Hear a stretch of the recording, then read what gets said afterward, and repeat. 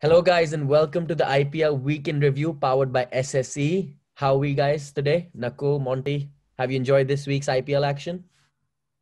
Yeah, the IPL keeps on delivering. I thought IPL 2020 was the best tournament so far in terms of tension, but this week has set up the tournament very well to beat or match it. And what do you reckon, Monty? Have you been enjoying the tournament so far? Yeah, look, I think it's been brilliant. One thing we don't see very often in T20 matches is low-scoring contests, and there's been teams which I'm sure there's fans who probably thought a couple of times of Mumbai Indians, probably thinking, oh, this seems like a very strange start for Mumbai Indians, but they still seem to find a way to win, and that's I think what's been the most satisfying results. Low scoring contests. We don't see that in other leagues around the world. The IPL always keeps delivering and keeps entertaining their fans around the world. Yeah, and that brings me to my first point today, actually. I was going to talk about Chennai and chasing in Chennai been difficult. So over the last 5, 6 years, we've been seeing a trend in the IPL where teams win the toss, choose the ball first, because chasing's been easy because you can strategize with freaks like AB de Villiers around where you can score 70 runs in the last five. They just tend to chase.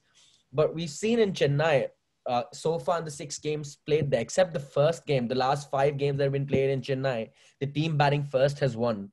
So let's start by discussing that. Nakul, I'll come to you first. Why has chasing in Chennai been difficult in your mind? Morgan said today after the post-match that he was happy to be leaving Chennai because he's not been able to understand the pitch in any of the 3 games they've played there. So your thoughts? Yeah, well, we have seen the pitches from Chennai from day to day seem to be completely different from each other. And we saw this a little bit in the test series as well. I mean, I know it's completely different, but the pitch from the first test, excuse me, excuse me, to the second test was completely different.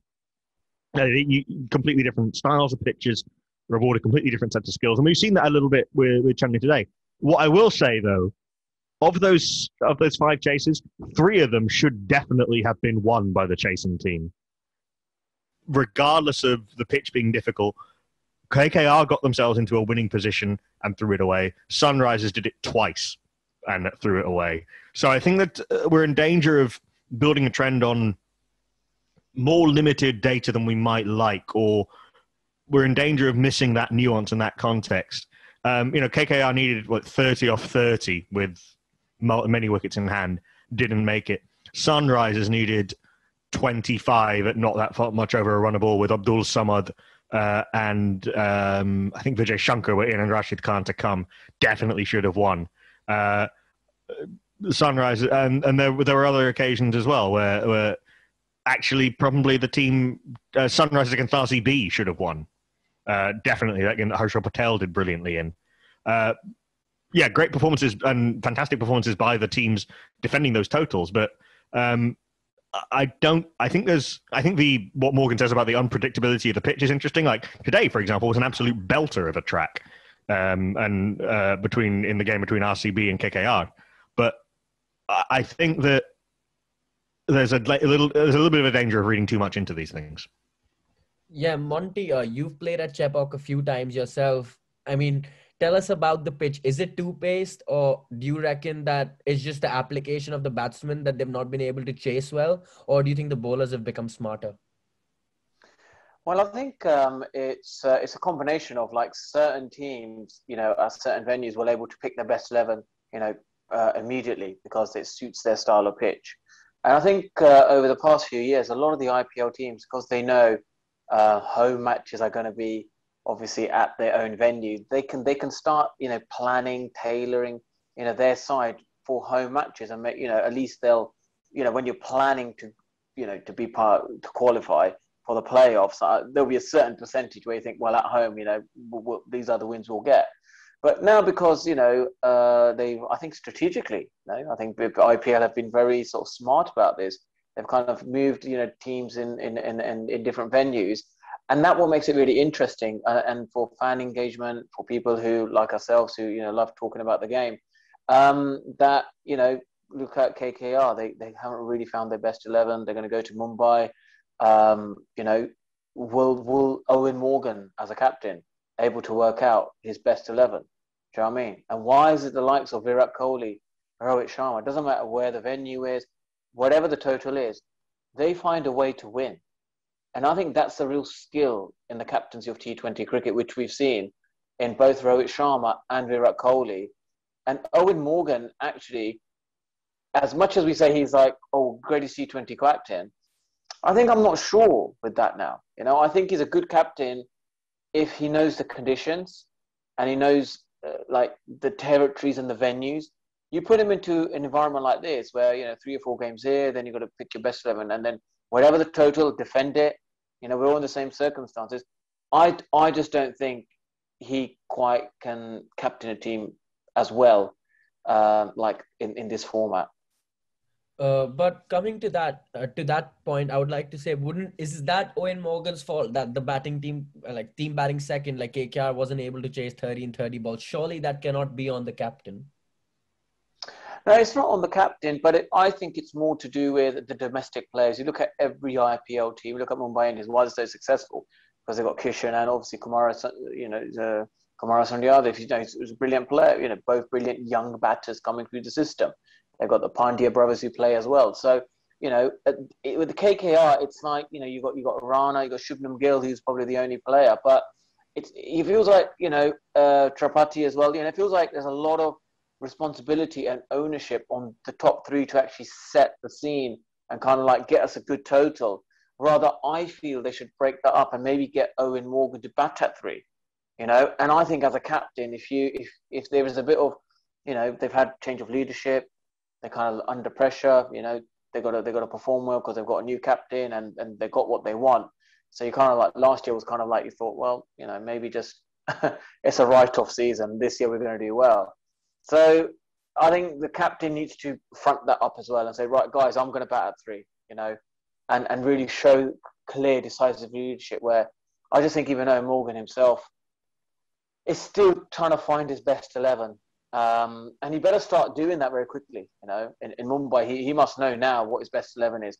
He's got Harbhajan Singh there, who's very successful and played in Mumbai Indians, and effectively he probably is like the vice captain of the team. So, you know, you better, you know, start adapting to this new format quickly, or with KKR going to soon be, you know, we're going to think they're not ready for the playoffs.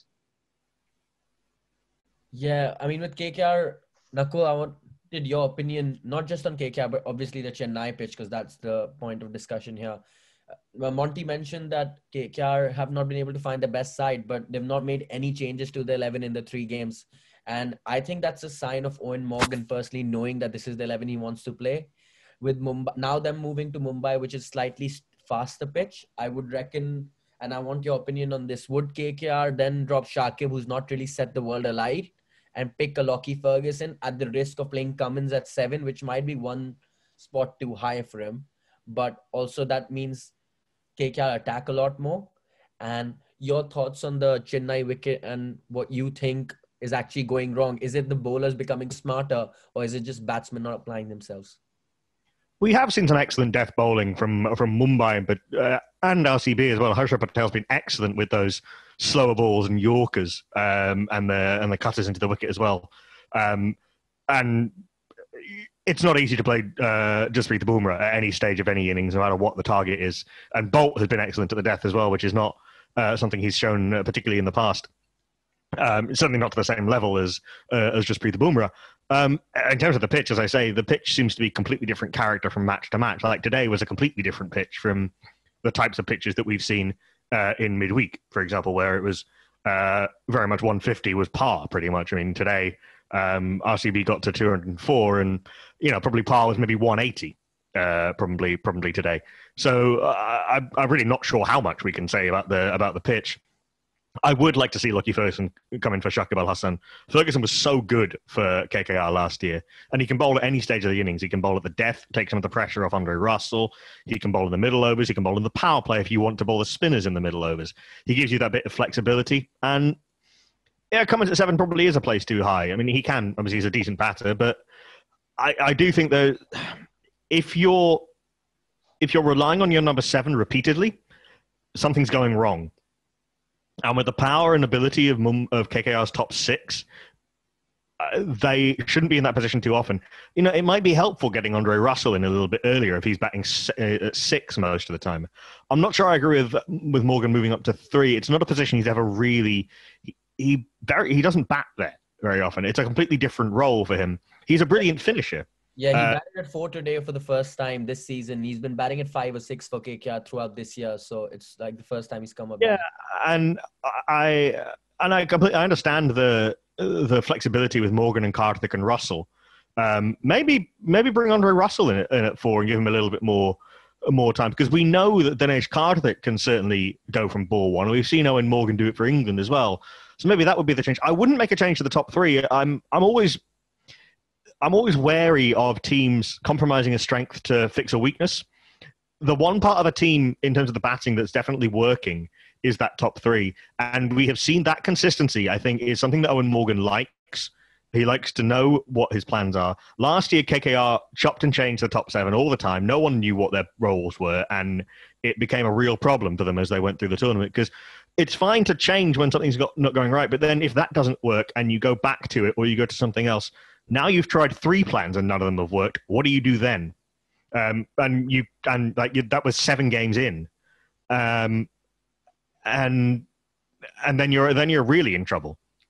So I don't think so. I would like to see that change, and you back your very talented top 6 to do better. Yeah, and of course, with them moving to Mumbai, we'll see what changes they make. I think it'll be maybe 1, but I don't think he'll change the team much personally. But moving on from KKR, you mentioned a few bowlers, and that brings me to the second part of this discussion, which is the fast bowlers dominating the IPL wickets column this season. The purple cap listings out of the top 10 so far, only 2 of them are spinners, which is Rahul Chahar and Rashid Khan. No surprises with Rashid Khan there. And the rest 8 of them are all fast bowlers. And Nakul, you mentioned Trent Bolt, Jasprit Bumrah, Harshal Patel, who now holds the purple cap, being all very smart in the death.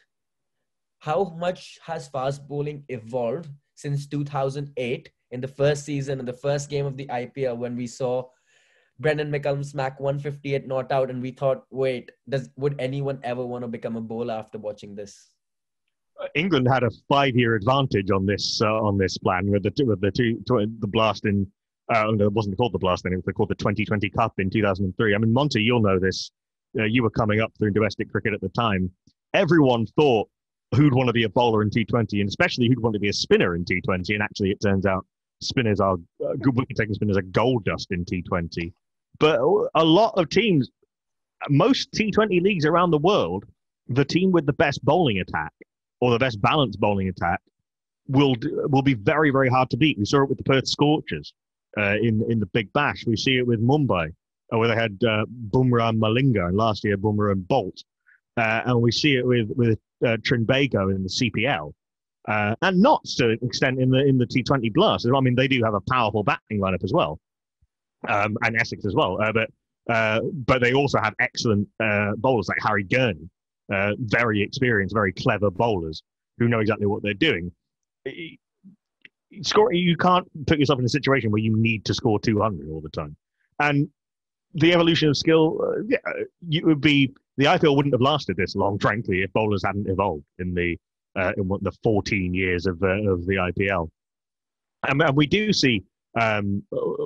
We see not so much the skills per se, but what I think is that we're seeing guys like Harshal Patel, who is nowhere near the Indian team. I think even if he has a really good IPL, he probably won't be near the Indian team. Avesh Khan, who's nowhere near the Indian team. Arshdeep Singh, nowhere near the Indian team, probably isn't likely to be. Deepak Chahar has only just broken into the Indian team. The depth of that learning and the fact that bowlers at all levels have those skills, I think is a very good sign for the development of T20 fast bowling. But Monty, what was the interesting question? Like, what was the sort of evolution of when did bowlers realize that actually we can be a weapon and a threat in T20 rather than just trying to survive? I think it was, death bowling, to be honest. At the death overs, they realized that, first couple of overs in the power play, they may go for, like, let's say 2 for 20 or 2 for 30. if they've had a real bad day, and then they pull it back. They get a couple of wickets in the death, and even during my county stints, like it was just gold dust for someone who could, just bowl Yorkers and be a brilliant death bowler. There was just a specialist skill of bowling in the death overs, and that's what you can see with the likes of Mumbai Indians, even Delhi Capitals. They're two probably the strongest sides, and any team that is chasing their total down, they need to effectively think that we've got to do it in 19 overs, effectively, because after the 15th over, they've got to be ahead of the rate. And once they're ahead of the rate, Jasprit Bumrah, Trent Boult will come in, and that's where they pull the game back. And that's why it makes it a lot easier for Rohit Sharma to continually win, because he knows he's got great death bowlers. But for Virat Kohli, this is like a new territory for him. He's like, wow, even today, he was brilliant with his captaincy. And he feeds off AB de Villiers' energy when he just plays unbelievable. Like today, how good was he? It was like 360, but for, expert, analysts like ourselves, it was like, wow, we've got to celebrate. This is probably once in a century sort of, sportsman. And it was just unbelievable batting. What do you make of his batting today, Nicole? Well, I mean, this ties actually nicely into the death bowling, because we saw Andre Russell's been really good this year, bowling round the wicket, very wide of the crease. I was really looking forward to this challenge of de Villiers, someone who has a much wider range of stroke than anyone else in the world, and de Villiers was astonishing today when Russell bowls those two wide Yorkers.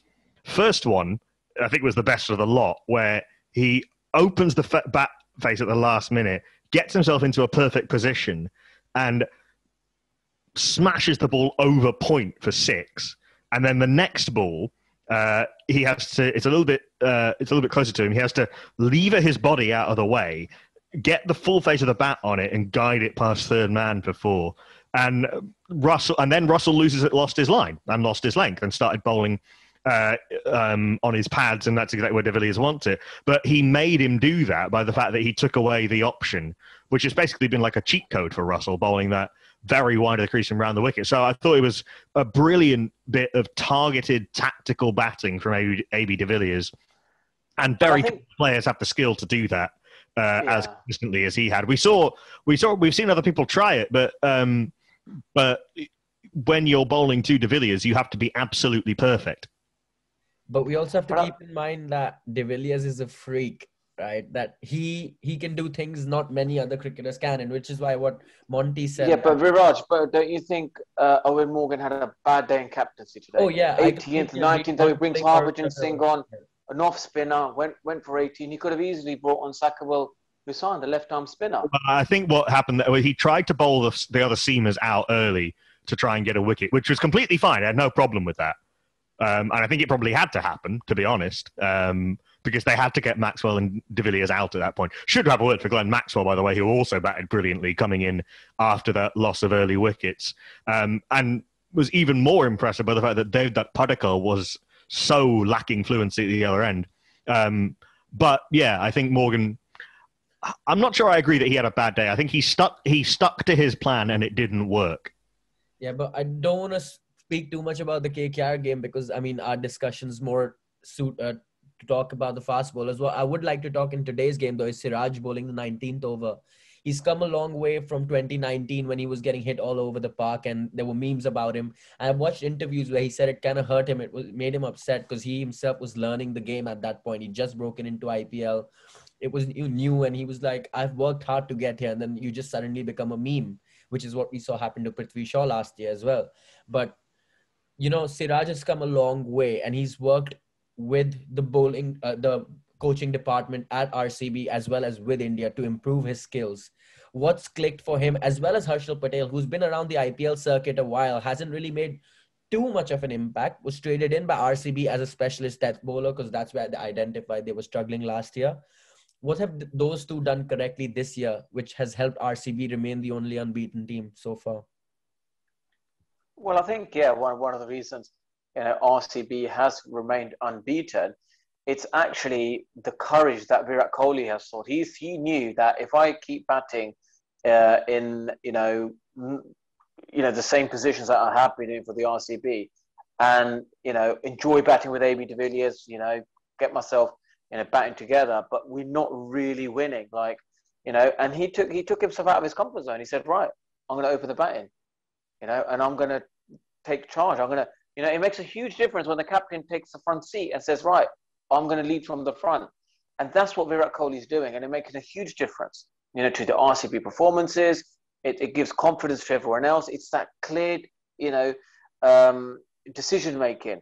It's that being decisive under pressure, which Virat Kohli does by saying, I'm going to open the batting, guys, and we're going to change something up, and I'm going to do that, and we're going to, through that, it's helped clarity for the rest of the side. And you look at the other side, obviously, Nickel disagrees with me with Owen Morgan not going up the order. If Owen Morgan shows that sort of ascendancy, right, guys, we've changed the captaincy. I'm the captain. I'm not going to sit behind. I'm going to be the guy at number 3. I'm going to bat. If we lose a few wickets, then you guys, the whole team bats around me, and then at the end, I'll hit a few 6s and 4s. And if we start off really well, then I'll continue with that. This is the problem KKR are having. They don't have a batsman they can bat around with. But with Virat Kohli this year, you can see he is batting slightly longer, but he may not hit the boundaries and the 6s and the 4s he wants to, but he's changing his role because he knows the other batsmen. He allows the likes of Maxwell to fulfill, Virat Kohli's role, and then AB, he just, keeps performing like he does. So it's finding a way to win matches, and I think this is what's special about Virat Kohli this year. I think on the point of Harshal and Siraj, Siraj has gained a huge amount more confidence, but it doesn't always translate across formats. I think Mohammad Shami is a really good example. Mohammad Shami is a brilliant test bowler and can be very useful in a one-day international as well in certain circumstances. But I'm really looking forward to seeing Mohammad Shami in England later this summer. I think he's a fantastic red ball bowler, but he's never been an elite T20 bowler. I probably never is going to be an elite T20 bowler, certainly not at the same level. And Siraj probably, I think, is probably a better first class bowler. His first class numbers are great. In the Ranji Trophy for India A, and he may never be quite an elite T20 bowler, but he's finding a role and he's finding a way to be successful. And you're completely right in the a couple of years ago, I was looking at the numbers in 2019. He went at 9.5 and over the course of the tournament, taking less than a wicket a match. Last year was a little bit better, and so far this year it's only 3 games, but he's going at under a run a ball. Considering that he bowls in the power play and at the death, that's unbelievable. And he had a clear plan going into that 19th over. Excuse me. And that's so important. That Siraj, his thing when I think you can tell a lot about a bowler about what they do when they get hit. I used to think Shane Warne says this about spinners. Really brave spinners try and turn the next ball more if they get hit. I know that doesn't quite work necessarily in T20 cricket, but I think it's a nice little. But they back themselves to do it, but better. Mohammad Siraj's plan was bowl wide Yorkers to Andre Russell. He set the field. He bowled the highest percentage delivery. Russell can make anyone look ridiculous. He can make any boundary look tiny, but he wasn't going to be deterred from that.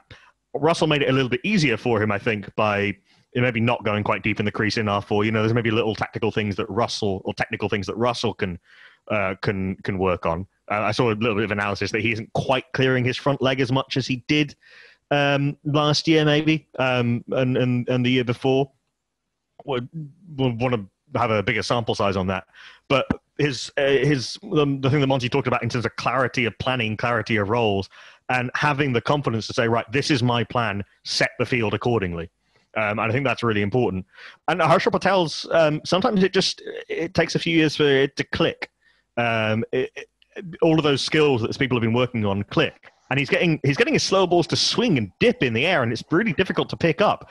Someone will get after him at some point, as happens with everyone. And this is one of the great things about cricket, and T20 is a very accelerated version of this, is that somebody comes up with a new skill or a new tactic, or the analysts do their work and decide, right, this is how you bowl to this guy. That guy's now got to adapt.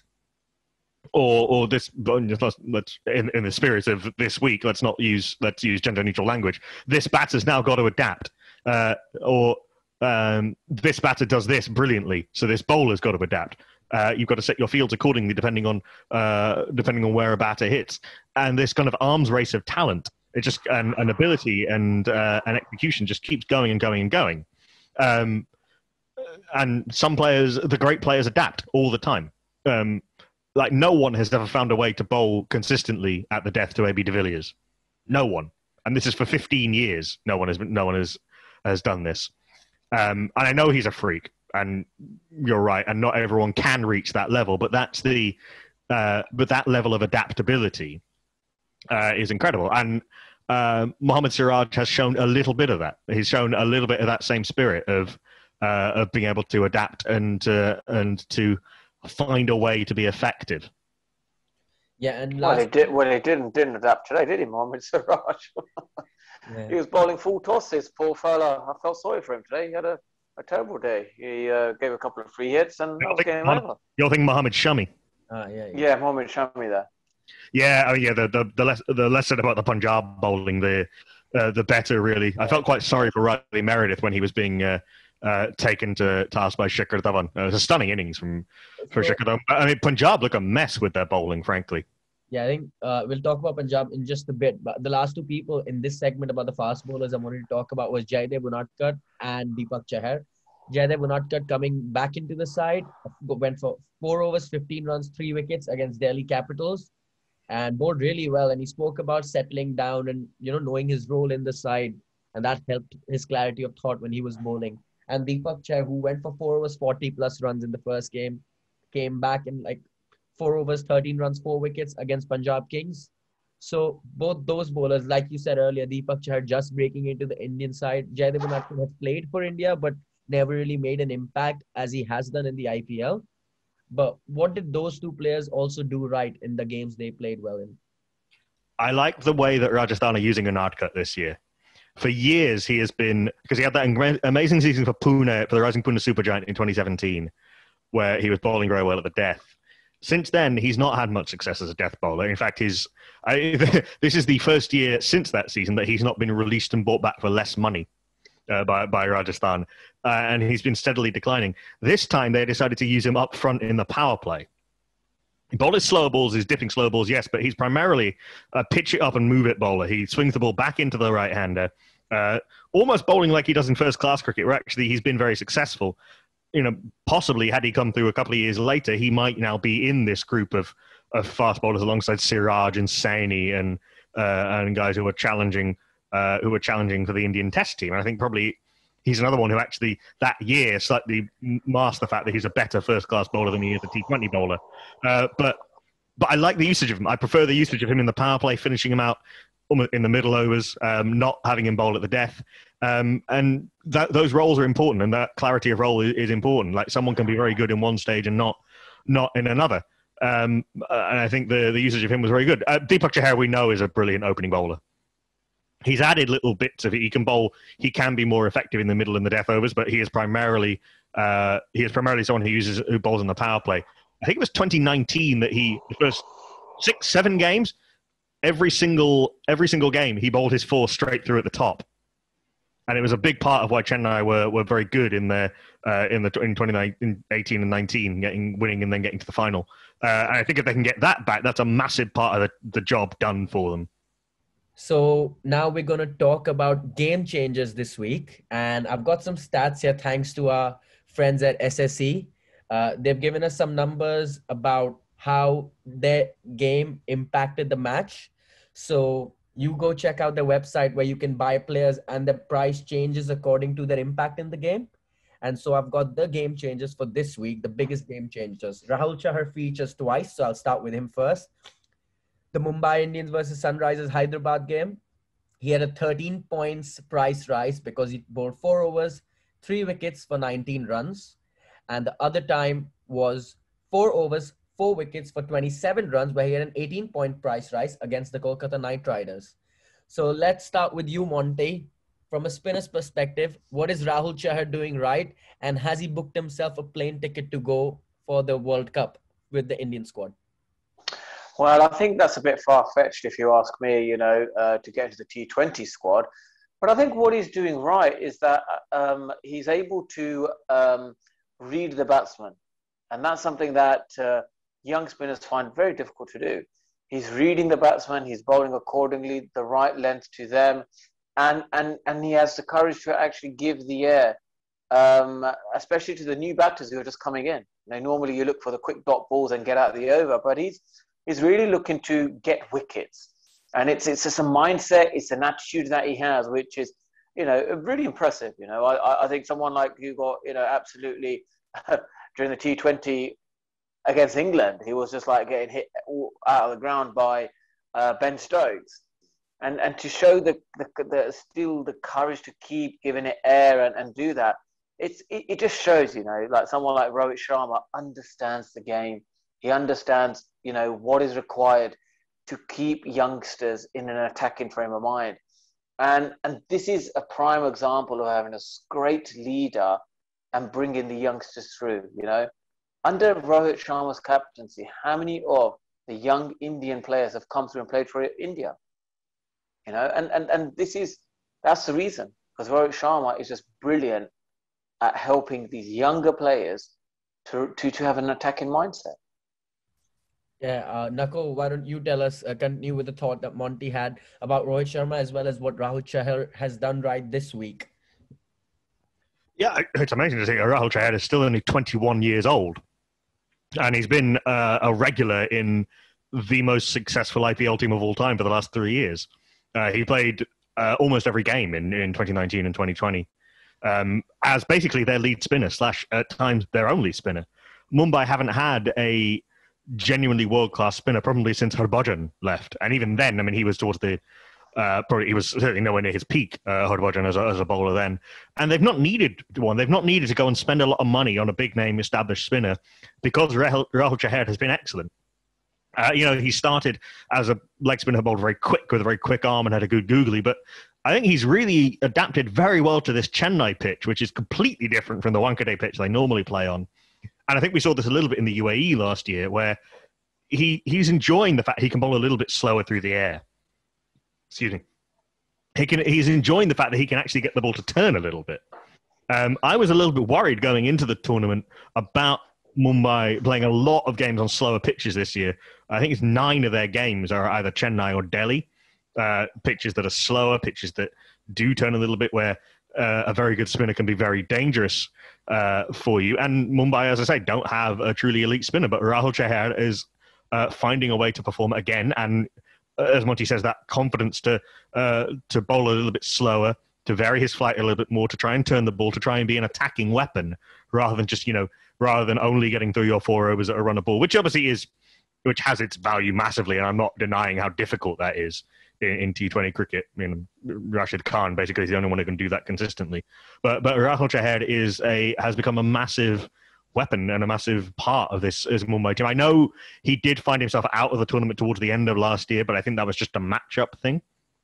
But now I think if they wanted to bring in Jayant Yadav, they would bring him in for someone else. They would bring him in for maybe Marco Jansen, or they would bring him in for they would change the team in another way rather than leaving out Rahul Chahar as the first option. And that's massive testament to him and the work that he has done alongside. And yes, the confidence given to him by the fact he's in a winning team. He knows his role in this team with this ethos set with Mahela at the top, with Rohit Sharma, with Kieron Pollard. Mahela's won a World Cup with Sri Lanka, a World T20. Rohit Sharma and Kieron Pollard have won everything all around the world in T20 cricket. And that having, once you have earned their trust, it must give you a massive amount of confidence to know that you are backed by them and that your role is important. And Rahul Chahar is massively thriving as a result. Yeah, and lastly, Nakul, do you think obviously Kuldeep been struggling, he's not played in the IPL this year, probably won't go in the World Cup squad. Ashwin's people been clamoring for Ashwin to break back into the Indian team. He hasn't been setting the world alight this IPL either. And Yuzvendra Chahal just took his first 2 wickets today. In your opinion, should Rahul Chahar be on that team for the World Cup, at least in the squad? I think he's in the conversation. I mean, I think unless they expand I have seen that they might have bigger squads for the World T20 I this. think they're planning to do it around 23 members, I believe. If it's a 23-person squad, then yes, I think he will play. I think India's first choice spinners in T20 cricket are still Chahal, Ravindra Jadeja, and Washington Sundar. I think that those seem to be the main three that they're going with. Rahul Chahar can't bat, so he loses out in that regard. Kunal Pandya, I think, might be in that conversation as well as kind of the backup spinners. So in an expanded squad, yes, I think Rahul Chahar has a very good chance. I would love to see Kuldeep have a good IPL. I really would. I love watching him bowl. And maybe maybe later in the tournament, KKR might find a way to get him back into the team and he can thrive. But I think at the moment, I don't think Rahul Chahar is going to be making India's first choice 11. But I think in an expanded squad, he's certainly doing enough. Yeah, and moving on from the spinner to another Indian player who set the world alight this week with his IPL performance is Shikhar Dawan, now the proud holder of the orange cap. Got 92 today, and I'll just reel off his game-changing moment. 13-point price rise, 92 runs from 49 balls, and helped Delhi Capitals beat the Punjab Kings today. He's been getting 90s, quite a few 80s, 90s, but not being able to get that 100. Would he be concerned, Nakul? He got 200s in 2 games last year. I don't think so. To be honest, he is not a player who strikes. I know he actually does have a very good record at scoring big hundreds, particularly in ICC tournaments. But excuse me, he got out playing an attacking stroke that was going to help his team if it came off today. And that Rishabh Pant is very much a captain who would want that. I think how much emphasis he can put on a team at this stage. But I don't think, for example, and Monty's talked a lot about the influence of Ricky Ponting. I don't think Ricky Ponting would want a player scratching around or changing their game to try and get a milestone. And I don't think it's of much value to him or to the team. But Shikhar Dawan has been sublime in the IPL for a number of years now. I think of that last season at Sunrisers, where he was batting with David Warner, moving to the Delhi Capitals team, which was struggling when he came into the team. But he's formed a brilliant partnership with Prithvi Shaw, and I thought the way that he was able to absorb the fact that Stephen Smith was batting so badly at the other end was really impressive today. And the fact that his unflappability and the fact that he seems to have such calmness and clarity. And you see it in the field that he's under these, he's taken, 7 catches in 3 games now, and a lot of them have been skiers that have gone a long way up in the air and have swirled around all over the place. And he's just calm as anything underneath them. He goes up in the air. Harsha Bhogle going, he'll have a bruise in his inner thigh if he keeps clapping in the heart. I was going to say, the ball goes up in the air to Shikhar Dhawan, and you think, right, there's a 5-5 coming. So yes, Shikhar Dhawan was sublime today. As I said, I think I said this earlier. He looked like you couldn't bowl at him today, Shikhar Dhawan. Yeah, and Monty, on the Shikhar note, we saw in the T20 series against England, they opened with KL Rahul and Rohit Sharma, and then when that didn't work, Ishan Kishan opened in one of the games, and then we saw Virat Kohli and Rohit Sharma opening in the last one. And then Shikhar Dhawan obviously opened in the ODIs and did well. But would you, if he keeps batting like this and wins the orange cap, would he then be your first choice opener alongside Rohit Sharma and Kohli can bat at 3? Or would you think it's time to move on from that Shikhar Dhawan and Rohit Sharma combination? Well, I think for any youngsters, watching this IPL, there's always optimism, thinking that T20 cricket is for the youth, it's for the people who play T20 cricket. But I think with Shikhar Dhawan, the tendency is to look too far ahead. He's only had a couple of good games. And even for him to win the orange cap, does it guarantee that place? It's very difficult to say, because there'll be other players performing in the IPL. And when it comes to selecting a team and a squad, it's about Virat Kohli will only pick players where he'll think which are the best 11 that will make us win the team. We've got to win. That's what it's about. Now, who is our best 11 for that? And Shikhar Dawan may be great for Delhi Capitals. He may get the orange cap. He may score loads of runs. But does he feature in an Indian T20 team where all the 11 players will help to win? That's what it's about. And we're still too far. I can't answer that question. I think maybe at the, once we're 3/4 into the tournament, then maybe I can give you a better answer. As far as we know at this stage, Virat Kohli and Rohit Sharma are India's go-to. As far as we know at this stage, but Monty's right. There's a hell of a lot of cricket to be played between now and then. I mean, there's a whole summer after the IPL as well. Remember, for this. But I do think the one thing on this. We mentioned a couple of times, and it's inevitable, I suppose, that someone performs well in the IPL, and it's always seen in light of pushing ahead for national selection. It's a good thing, and it's a valuable thing in itself to have a good IPL, because this is a competition you're trying to win. This is something that enhances your reputation, and it's not of less value. For example, if Shikhar Dhawan or I don't know who else it might be, Rahul Chahar or Avesh Khan has a really good IPL and then doesn't make the India squad. That doesn't mean it was wasted, and it doesn't mean that because they're not making the India team, they're suddenly not good players. It's a little bit like when you pick an international squad, you don't just select on who the guys who have just scored runs in the last 3-4 games or even the last half season. It doesn't work like that. India have an idea of how they want to play, and I think they found that model really well with Kohli opening. Seems to get the best use out of him, given the power that India have through the rest of the order. Already Shreyas Iyer is possibly struggling to get back into the white ball teams because he bats in a similar way to Virat Kohli. And because you have the power of Surya Kumar Yadav, Ishan Kishan, and Hardik Pandya, Rishabh Pant. This is an entire middle order of players who can score at a much faster rate. Shikhar Dhawan, even at his best, at his best, scoring only 9 and over is impressive. But I'm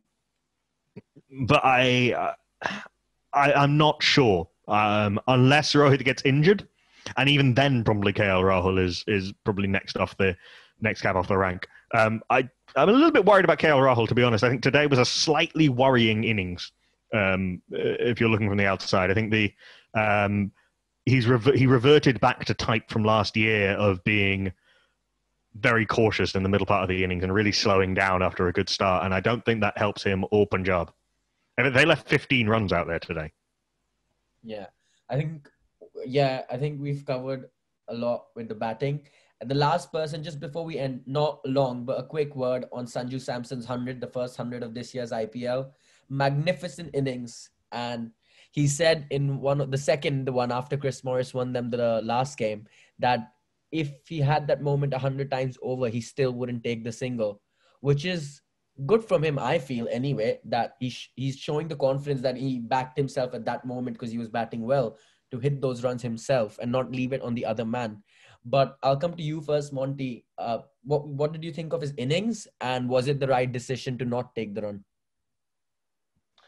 Well, I think Sanju Samson is one of them sort of players where he kind of lost himself, out of the limelight really since the emergence of Rishabh Pant. And sometimes that can happen in sport, when you're playing in team environments where, other players like the likes of Rishabh Pant, and I'm sure there's other, players will come through the ranks and you're kind of forgotten. And it's good to see the likes of, Kumar Sangakkara trying to find ways to bring Sanju Samson, back into light, reignite him. And I think the leadership was part of that process to say, right, you're not going to hide behind, his personality is quite sort of, timid sort of person. So give you the leadership, captain from the front.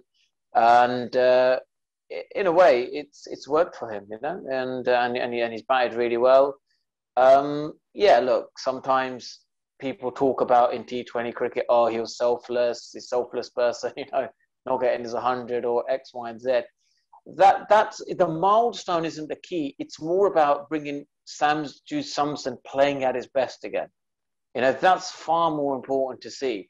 And actually, it was great to see that such a supreme talented cricketer is able to play like he's playing. And now the next step for him would be now, as a leader and as leader of Rajasthan Royals, is can we actually now build a team where without Ben Stokes there and make it to the playoffs? Now that would be great for him because he can actually, he's a direct competition for Rishabh Pant, knowing that, well, I can't rest on my laurels and I have just everyone's saying I'm box office. I don't keep performing a few more games and suddenly there'll be Sanju Samson there. So that's how I think Sanju Samson's got a great opportunity. This could really help him, this IPL, to narrow that gap with Rishabh Pant. Yeah, Nakul, and your thoughts on the Sanju Samson innings? We've seen Sanju Samson bat like this before, and it's glorious. When he's batting well, he's an absolute delight to watch. He has such an easy, fluid swing of the bat. He can hit the ball a really long way and he doesn't appear to be. It's not that he's not going to fall hard because he is, but the bat swing is so smooth. It really is absolutely delightful to watch him. He goes over the offside, off fast bowlers, over cover. He hits the spinners back over their heads. He pulls well. The one thing that he hasn't done is really dominate a whole season of an IPL. I think it's the last 3 seasons or last 2 seasons, he's scored 100 in the first game of the tournament and then faded, as Rajasthan have faded as well. So, I mean, that will be important. I think the fact that I think it'll be really interesting to see him and Butler batting together for a long time. I think that's going to be a joy. And Monty's right about the leadership challenge in that sense. This is a weirdly put together team for Rajasthan Royals, particularly now with Stokes absent. And staying competitive long enough for Archer to make a difference is what it's about for Rajasthan here. If they can stay in the middle of the pack, slightly more wins than losses, and stay competitive until Archer's fit again. Jofra Archer is someone who can win you games by himself, and that staying competitive for long enough and getting Rajasthan into the playoffs would be a huge achievement.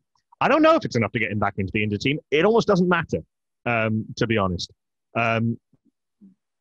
I personally think Rishabh Pant should have that slot in all formats because I think he's an astonishing player,